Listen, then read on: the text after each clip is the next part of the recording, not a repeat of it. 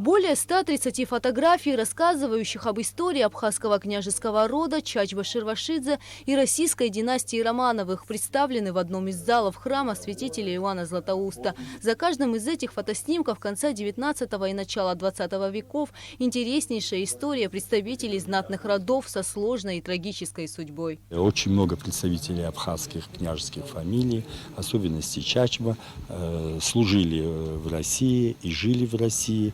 И многие были тесно связаны даже родственными узами. Конечно, самой яркой личностью в Петербурге была княжна Мэри Чачба, которая была фрейлиной обеих государынь. Она была очень умна, образована. Конечно, она привлекала внимание многих людей, не только в Петербурге и за границей. Но вы знаете эти перипетии, сложности и революция, страшные обстоятельства. И династия Романовых, вы знаете, заканчивает свое существование. И многие представители находятся сейчас в разных странах во всем мире. И княжна Мэри уезжает с императрицей Марией Федоровной, уезжает в Копенгаген.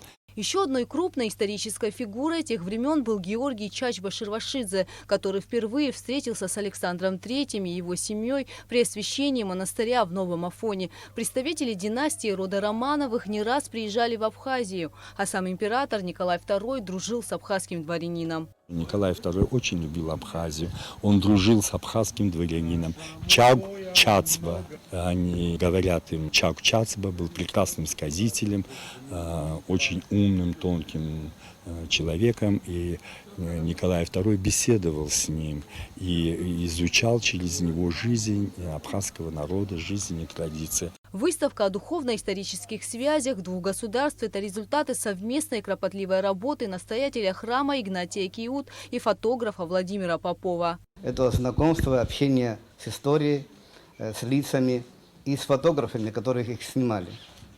Я пытался вглядеться в глаза, во взгляд и увидеть отражение фотографа, которые чудные такие работы нам преподнесены здесь с помощью их, благодаря им. Их мастерству и технике, и той химической такой обработки, которая уже в те времена в России была очень сильно развита.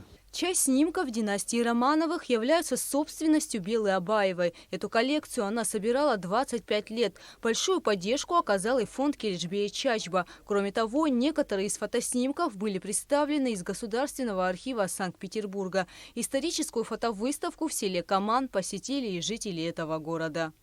Все, что мы здесь увидели, исключительно красивые фотографии, исключительно красиво оформлена выставка. Это нам все очень радует.